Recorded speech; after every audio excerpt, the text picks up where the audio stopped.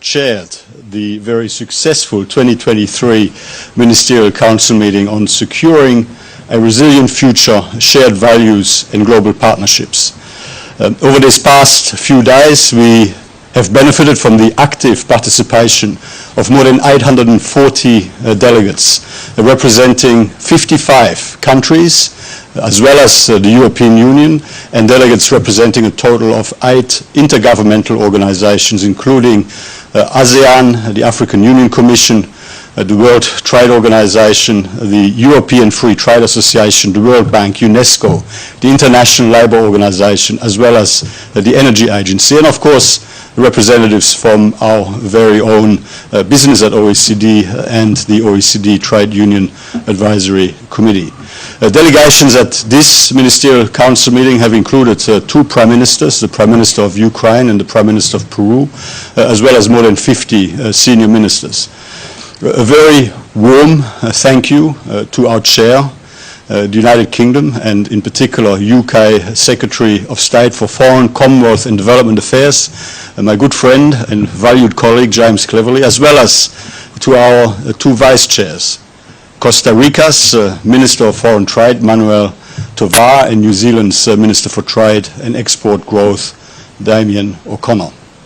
This is an uncertain time for our economies, our societies, for people around the world, and indeed for our global rules-based order. The global economic outlook, as we observed earlier this week when releasing our economic outlook, has begun to improve, but to a low-growth trajectory, with risks remaining tilted to the downside, in particular due to Russia's continuing illegal war of aggression against Ukraine. Geopolitical tensions and trade restrictions threaten to hold back growth and exacerbate economic vulnerabilities. And in this environment, policymakers must continue to make progress on long-term structural reform priorities with respect to the digital and green transformation, population aging, and a whole series of other important priorities. And these were the sorts of issues that we've been able to discuss in some depth over these past 2 days. We've advanced important priorities. We were honored to welcome Prime Minister Denis Shmyhal, and we were able to sign the Ukraine country program with him, which was developed in close cooperation with the government of Ukraine, which reflects its reconstruction, recovery and reform priorities, and which we believe will make a tangible difference to the people of Ukraine into the future. We agreed a new strategic framework for engagement with the Indo-Pacific, building on our strong cooperation with the Association of Southeast Asian nations and recognizing the region's strategic importance for global growth.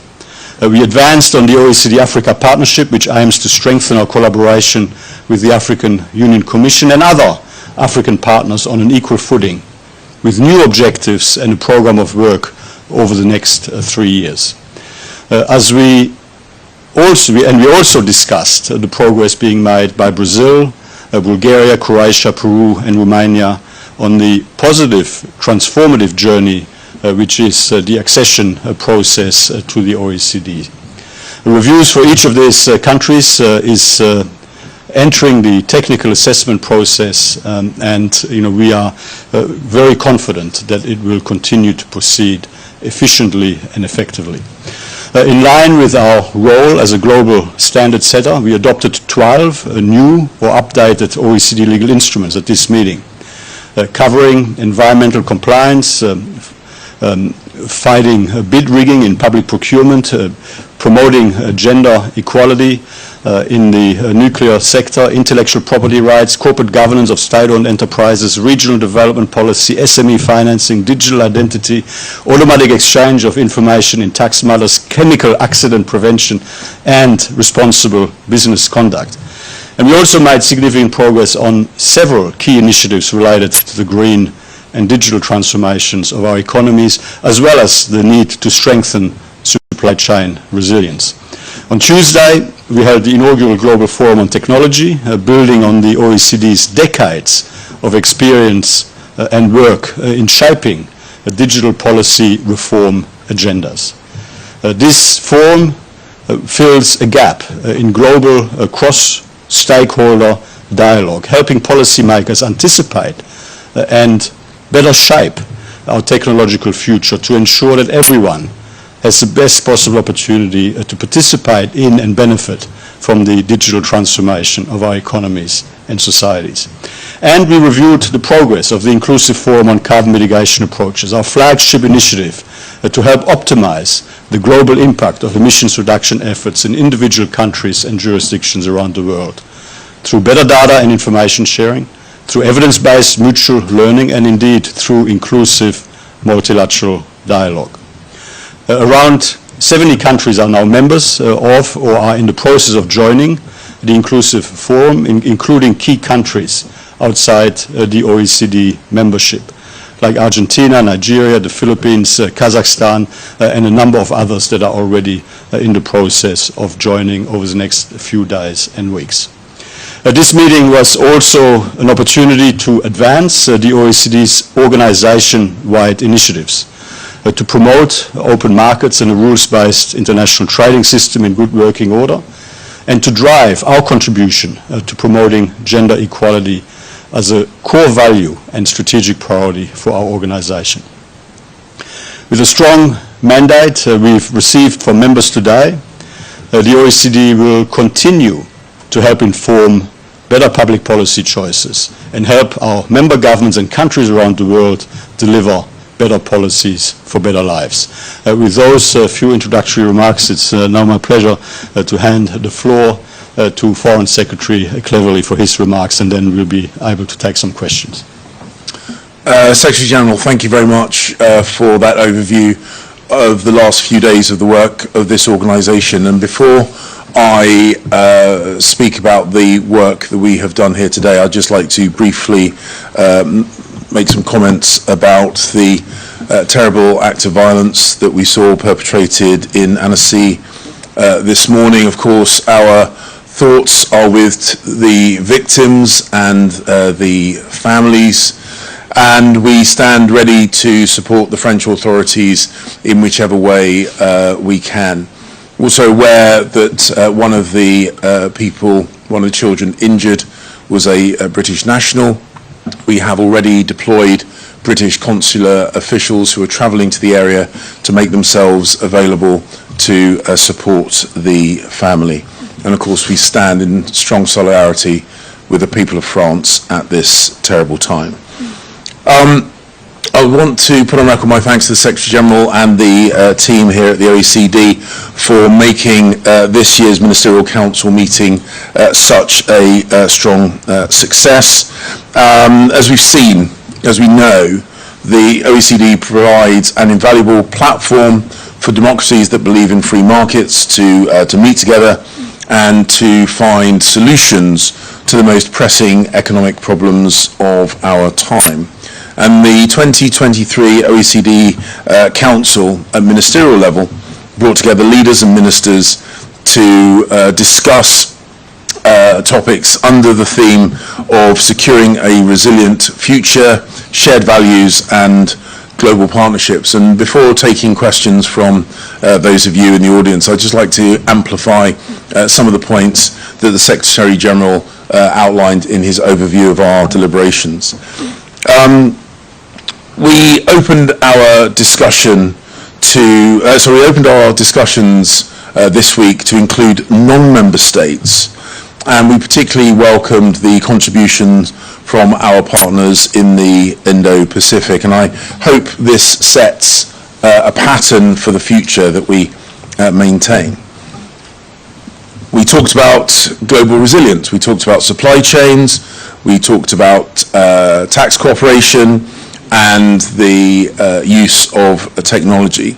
And of course, we talked about the importance of clean energy in our collective drive towards net zero.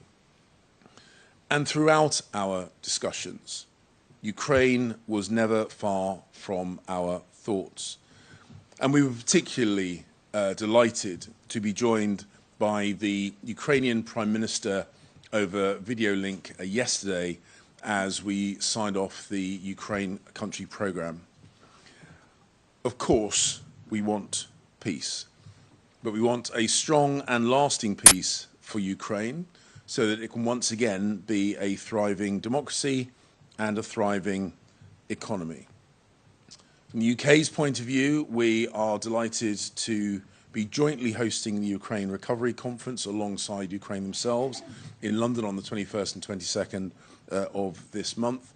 We're doing so to unlock the potential of the private sector to help build Ukraine back up again as part of the economic recovery that will need to go alongside the physical recovery and the rebuilding of that country.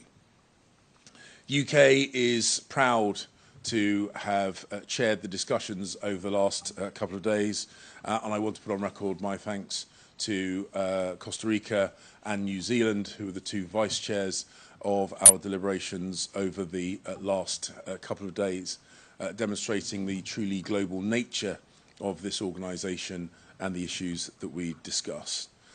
The OECD plays a crucial role in strengthening global economic resilience, increasing global prosperity, and of course, in doing so, reducing global poverty.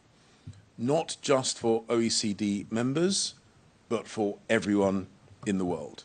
For that reason, I personally and the UK is proud to be a member and an unwavering supporter of the OECD. Thank you, and I am now happy to take some questions. Thank you, gentlemen. And as usual, we'll start with questions from in the room. Angel Calvo. Please announce your outlet as you start, et si vous souhaitez poser votre question en français, dites-le nous d'abord aussi. Merci. Ouais. Angel Calvo de l'agence espagnole de presse EFE.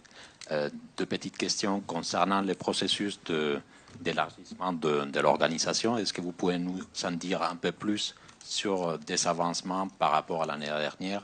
Il y avait la candidature de l'Argentine, entre autres, qui l'année dernière a été recalée. Est-ce qu'il y a eu des mouvements à ce sujet? Et puis, il y avait le Premier ministre péruvien qui est venu, j'imagine, pour faire avancer son accession. Est-ce que vous pouvez nous en dire quelque chose? Et puis, sur la question de l'Ukraine, justement, la position de pays latino-américains est bien différente de la plupart des autres pays de l'OCDE, c'est-à-dire ils n'ont pas pris des mesures des sanctions à l'encontre des sanctions économiques ni d'embargo à l'encontre de la Russie. Est-ce que cela pose un problème à l'intérieur de l'organisation? Est-ce qu'il y a un débat à ce sujet? Pas du tout. Well, thank you very much for those questions. So first, in relation to the accession process. Since we met last year, 5 of the accession candidate countries, Bulgaria, Brazil, Croatia, Romania and Peru, have all submitted their initial memoranda.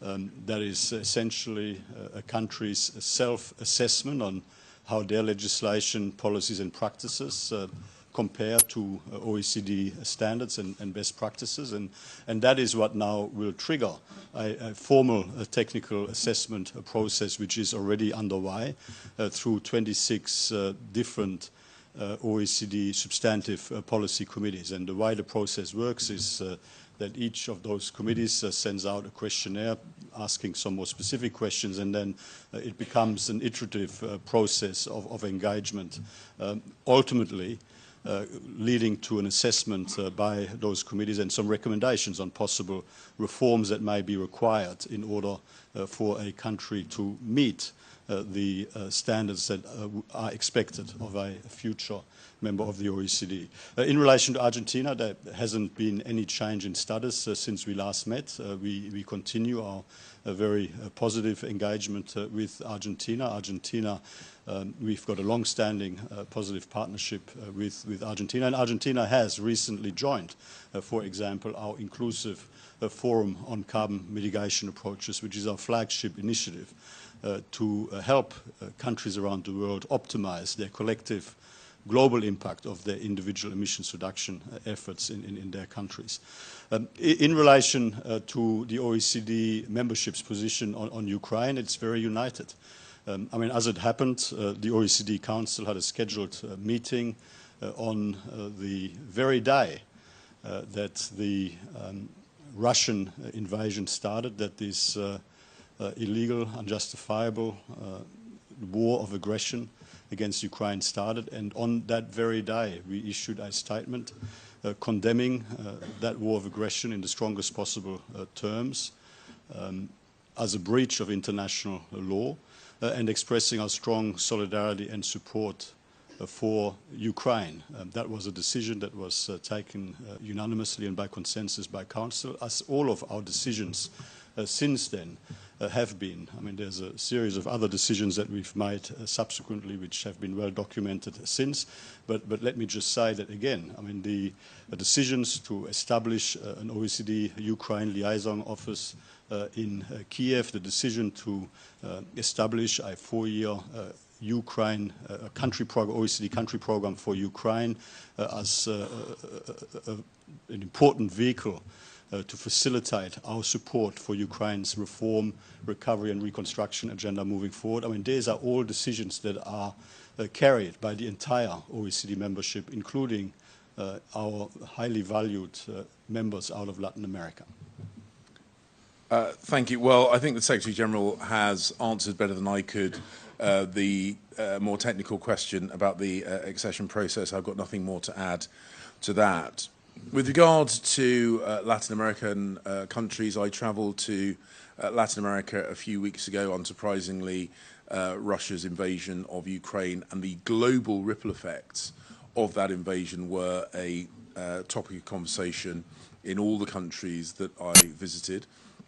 Very conscious that many of the poorer and poorest people in the world are suffering food inflation, fuel inflation, general inflation, because of the disrupting effect that Russia's invasion of Ukraine has had, particularly on grain exports.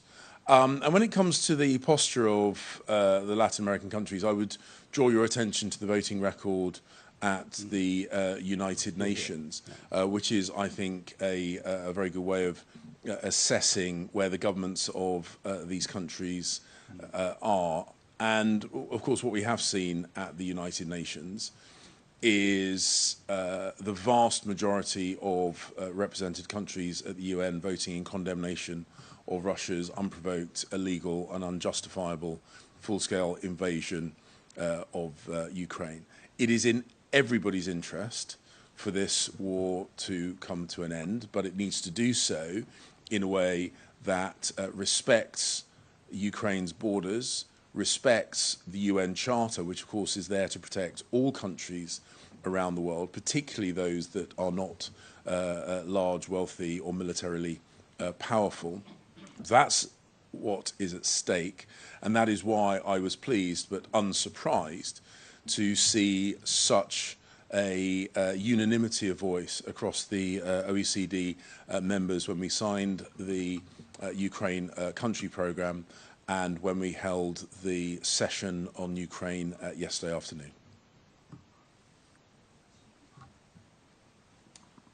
Thank you very much. My name is François Ndengwe of African Advisory Board. I will have two very short questions to you, Your Excellency, Mr. Secretary General, and if time permits, I will ask two short questions to Honorable Foreign Affairs Ministers. Mr. Secretary General, you mentioned the OECD African Union partnership. Could you just elaborate on that and tell us if you have 2 or 3 projects on which you would like to accelerate? Secondly, you talk about the phrase, the rule-based orders. This is something that we hear more, and African leaders are puzzled with that formula, in particular coming from someone in your position. Could you please tell us exactly what do you mean by that, and how Africans, leaders and the African population should see it? Well, a rules-based order provides certainty to everyone to pursue the opportunities to be the best they can be individually in their family and in their communities. I mean, this is an organization that supports the preservation of individual liberty, of freedom, of democracy, of human rights, yes, of the rule of law, of a system that is based on rules that provide certainty that individuals can pursue their opportunities to build for themselves and for their families and in their communities their best possible lives, knowing that there are certain checks and balances and certain rules that will be respected by everyone. And at an international level, that includes, of course, the very important rule, which is at the foundation of the United Nations Charter, that countries will not seek to shift borders by the use of force. So, I mean, I think in terms of peace, stability, and prosperity in the world moving forward for people everywhere in the world, having a strong rules-based order, and in particular having a rules-based international trading system in good working order, is a very important foundation for peace, stability, and prosperity, and the benefits that delivers ultimately for better lives for people around the world. Now, in relation to the partnership with the African Union, we have been, over the last 12 months, been discussing a strategic memorandum of understanding on essentially identifying a whole series of public policy areas in which we could more closely cooperate, going to economic development, going to social policy. I mean, we've got, of course, a long history of engagement across many different public policy areas, including and in particular when it comes to taxation, for example, whether it is through our joint effort with the United Nations Development Programme to support African governments in raising additional resources to fund the essential public services that populations across Africa expect, through the Tax Inspectors Without Borders program, or whether it is through the work that we're doing with African governments around capacity building to ensure that they can draw all of the benefits and opportunities out of the two-pillar international tax reform, but all the way across the energy policy field, education, skills. I mean, we are open to work across the broad spectrum of public policy. Our mission at the OECD is to help increase economic and social well-being and to help deliver stronger, more sustainable and inclusive growth. And that is something that we believe that we can do in partnership with the African Union and with partner countries across Africa, that we can make a meaningful contribution to that work. I believe we have one more question in the room on the far side. Hello, Jana Dreyer from Borderlegs, a specialist publication for trade policy. I have a question related to this resilience, supply chain resilience discussion that's been going on. We've seen a surge in industrial policy and subsidies across the big OECD member states, partly in the name of supply chain resilience, partly in the name of reshoring or de-risking. I was wondering where the conversation in the OECD is going on this. Will there be a specific work program to ensure that the subsidies do not harm other OECD members who are not as big or rich, and how to preserve the rules-based order?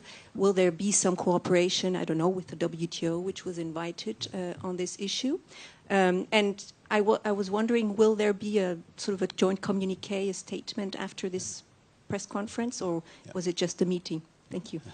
No, it wasn't just a meeting. There is an agreed Ministerial Council meeting statement, which should be in the process of being issued, and I can see that people are nodding there. I mean, one of the key outcomes of this meeting is that all OECD member countries agreed to a joint position when it comes to strengthening the rules-based international trading system. All OECD members unequivocally support the World Trade Organization as the heart of the rules-based international trading system. But of course, we want to help the World Trade Organization effectively address and effectively tackle some of the pressures that are currently in place when it comes to the international rules-based trading system. When it comes to global supply chains, I mean, I think the global conversation has evolved a bit in recent times. There's now less talk of deglobalization, decoupling, and fragmentation, because I think increasingly people understand that that is the wrong direction. But of course, it's entirely appropriate to talk about de-risking supply chains. That's just common sense. I mean, we need to ensure that we draw all of the benefits of an open, rules-based global market where people in countries around the world can prosper from the opportunities to sell their products and services into markets around the world. But at the same time, you know, we've got to ensure that we learn the lessons of what happened in the context of the pandemic, what happened in the context of the global impact on economies around the world of Russia's war of aggression against Ukraine. And those crises did expose, you know, in particular, supply chain vulnerabilities. And yes, I mean, the OECD will do work in, you know, making sure that through our policy settings, you know, we can optimize the way the global market operates. And in many ways, our reform to international tax arrangements is designed to help make the global market operate better.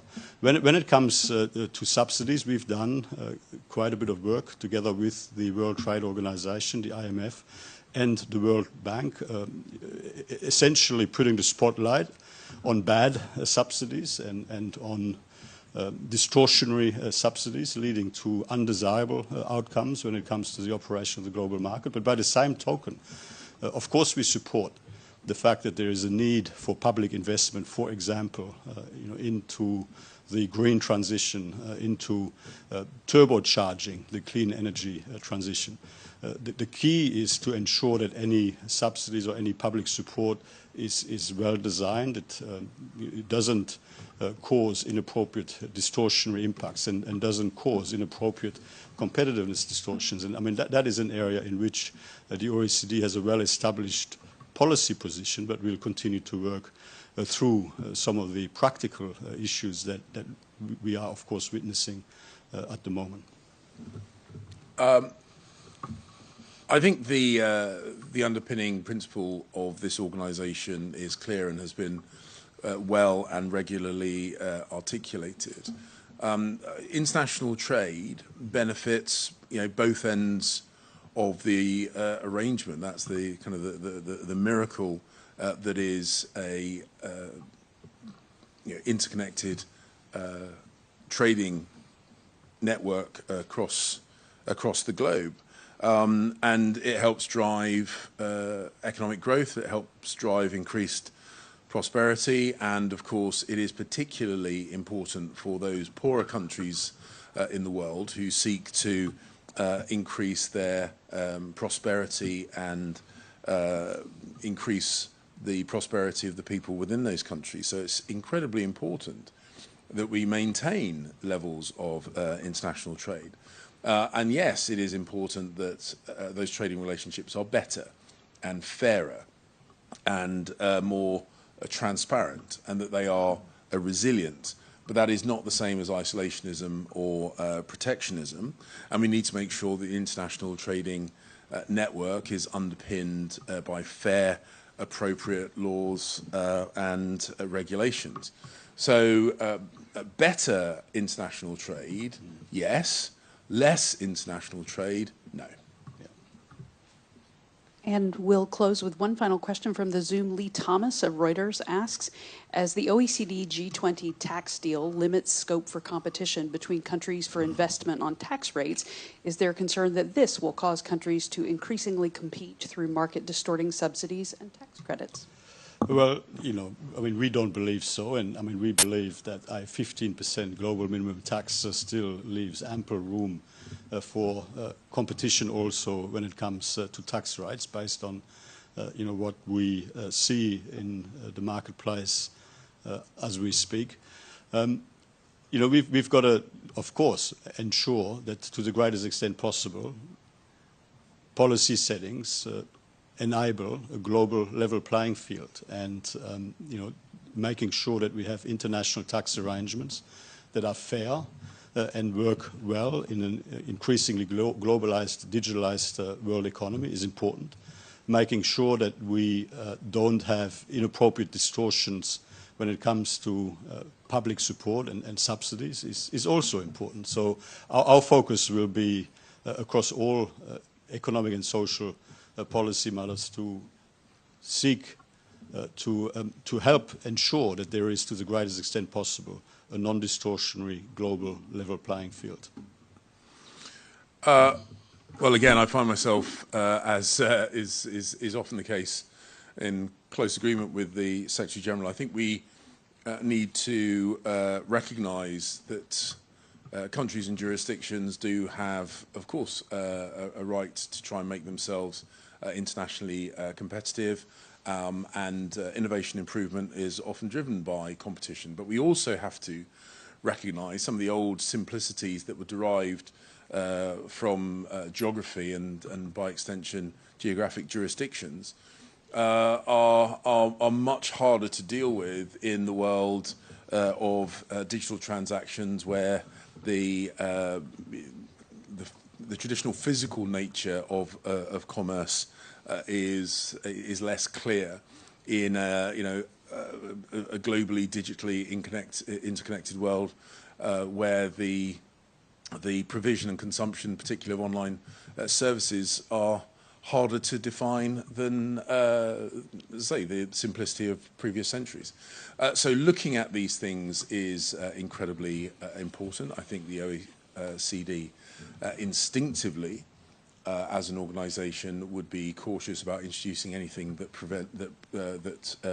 contributed to unfair distortions, a reduction in the freeness of free markets, and anything that might stifle innovation and change. But these are, of course, issues that we do need to look at, and this is the perfect forum to discuss these sometimes complicated but incredibly important international issues.